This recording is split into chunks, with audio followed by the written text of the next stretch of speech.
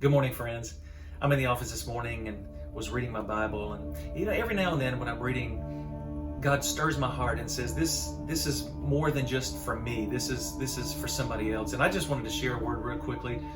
Maybe this is a word for somebody that is going to help you get through something that you're going through in life. And I was reading in the book of 2 Chronicles, chapter 20, and it's the story of Jehoshaphat. He was the king of Israel, and I'm actually just going to read some of this chapter, give you a couple things, and there's just something very specific that the Lord wanted me to share with somebody, and maybe it's going to be something that touches your heart, and you're like, yes, that was the word that I've been waiting for. And so Jehoshaphat was the king of Israel, and there was they got word that these two invading armies were coming to declare war on them, and Jehoshaphat felt outnumbered. He didn't know what to do. And so in 2 Chronicles chapter 20, beginning in verse number 10, I'm just going to read through this. You can look it up and read it for yourself if you'd like. But it says, "Now behold, the sons of Ammon and Moab and Mount Seir, whose land you did not allow Israel to invade when they came from the land of Egypt. Instead, they turned aside from them and did not destroy them.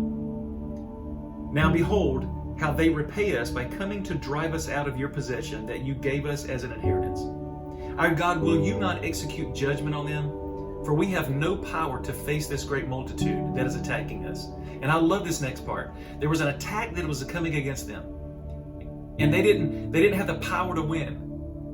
And he said, "We do not know what to do, but our eyes are on you." Have you ever been in a situation, have you ever felt attacked? Have you ever felt the circumstances of life come against you and you didn't even know what to do? Let me tell you something. There are times when we don't know what to do, but here's the answer. In those moments, we may not know what to do, but we know who to look to. And so Jehoshaphat just began to look to God, saying, "Lord, I don't know how we're going to do this, how we're going to get through this, but our eyes are on you. We're looking to you to be your answer." And I want to tell somebody, you need to stop looking at the circumstances. Stop looking at the situation that's coming. There's a situation that's coming and you see it. Don't look at that. Get your eyes on God. Here's what happened. All Judah was standing before Adonai. And in the translation I'm reading, it's talking about God, the Lord. It says Adonai. With their infants, their wives, and their children. Then in the midst of the congregation, the Spirit of the Lord came upon Jehaziel, son of Zechariah, son of Benaiah, son of Jael. Some tough names here. I don't know. I'm probably butchering them, but just stay with me. Son of Mattaniah the Levite, the sons of Asaph. And he said, listen to what God said in response through this prophet. "Listen, all Judah and inhabitants of Jerusalem, and King Jehoshaphat. Thus Adonai says to you, do not be afraid or dismayed because of this great multitude. For the battle is not yours, but God's." When the king cried out to God and said, "God, I'm in a situation that's bigger than we can handle, but we're not looking at it, we're looking to you," God responded and said, "Hey, don't worry about it, because this is not your battle. It belongs to God." And I just need to tell somebody that sometimes, as we're following the Lord, as we're obeying God, as we're just walking, doing the best we can, sometimes we end up in situations that have nothing to do with us. They're not even our fault. They're a battle that belongs to God. And sometimes God will allow us to be the one to go through the battle, to face the battle, when it's His battle. And so He was saying, don't worry about it. I'm going to take care of this. He said, "Tomorrow go down against them as they come up the ascent of Ziz. You will find them at the end of the valley in front of the wilderness of Jeruel. You will," listen to this, "you will not fight this battle." God said, you won't even have to fight this battle. This battle belongs to me. Take your positions. Stand and see the salvation of Adonai with you, O Judah and Jerusalem. Do not be afraid or dismayed. Tomorrow," I love this, "tomorrow go out to face them, for Adonai is with you." The instruction that God gave to the people of Israel when the enemy was coming against them, He said, this battle does not belong to you. You're not even going to fight it. But here's what He said. You're not going to fight it, but I need you to face it. He said, all I need you to do is just go and face it. Don't run from the battle. Don't run from the enemy. I know you feel like the attack is coming, but do not run from it. I just want you to go and face it. Just stand against it. And God said, if you'll face it, I'll fight it. See, that's a word for somebody. Do not run from the trap that you feel coming, the attack you feel coming, the situation, the circumstances that you see on the horizon, and you're terrified right now. God says, don't you run from it. I want you to face it. Sometimes the key to our victory is simply in facing what's in front of us, hitting it head on, staring it in the face and saying, I am not going to run from you. And God says, if you'll face it, I'll fight it. Now here's what happened. Jehoshaphat bowed down with his face to the ground, and all Judah and the inhabitants of Jerusalem fell down before Adonai to worship Adonai. Levites from the sons of Kohath and the sons of Korah stood up to praise Adonai, the God of Israel, with a very loud voice. See, before they ever even got on the battlefield, before they even faced the enemy, they began to worship because God had given them good news. And for you in your situation, maybe the key to your victory is just worshiping God. You may not feel like worshiping. You may not see that. Maybe you're used to worshiping on the other side of victory, but God says, no, even before the battle, I want you to worship me because I will fight this if you'll face this.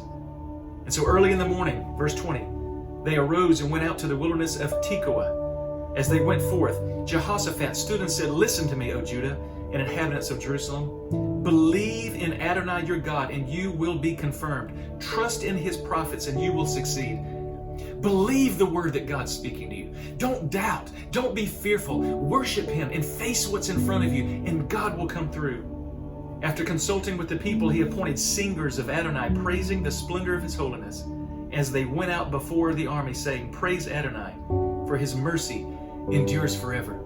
When these people went to battle, they put the worshipers in front. They put the praisers on the front. And God says, I want you to praise me on the front end of the battle. Even before you get there to face what you're about to face, if you'll praise me, I'll give you the courage and the strength to face what you're about to go through.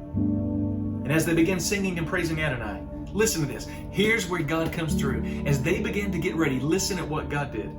As they began singing and praising, Adonai set ambushes against the children of Ammon, Moab, and Mount Seir, who had come against Judah. He put traps for the enemy, and they were defeated.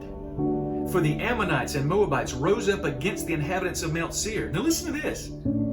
Ammonites and Moabites and the people from Seir were coming against Israel. But all of a sudden, when God began to move, they began to fight each other to exterminate and annihilate them. And when they had exterminated the inhabitants of Seir, they helped to destroy one another. Did you hear that? God told the people of Israel, do not be afraid, just face the battle, just face the enemy, and I will fight it because this is a battle that belongs to me. And when God got done with it, the enemy began to fight one another until they completely they turned on themselves and wiped each other out. And here's the word that God just put in my heart so strongly this morning to tell somebody. If you will face the battle that's about to come, if you will trust in God and worship him through this, God will fight the battle for you. And here's what's going to happen. Your situation is going to take care of itself. You're not going to have to fight it. You're not even going to have to pick up a weapon. Your weapon is worship and praise. And if you'll do that, your situation, if you'll face it, will take care of itself. Your circumstances are going to work themselves out. That's what God put on my heart to share with you this morning. And I love this. When Judah came to the lookout, when the people of Israel came to the lookout in the wilderness and looked for the multitude, behold, only corpses were lying on the ground. No one had escaped. God didn't let one enemy get away. When Jehoshaphat and his people went to take the plunder, they found an abundance of goods, clothing, and precious articles, which they pillaged more than they could carry away. For 3 days they were taking the plunder because there was so much. For 1 day they faced the battle, they faced the enemy. God blessed them so much in the end that for 3 days they were carrying away spoils and goods and riches and things they got from the enemy. And I just want to tell you this morning that God's about to do something in your life if you'll trust him. That you're going to be better off after the battle than you are right now. That because, see, the thing is, this is not your battle, it's God's. But because you're in it, because sometimes he puts us in battles that belong to him, if we'll be faithful, in the end, God will always reward those that face the situations that he puts us in.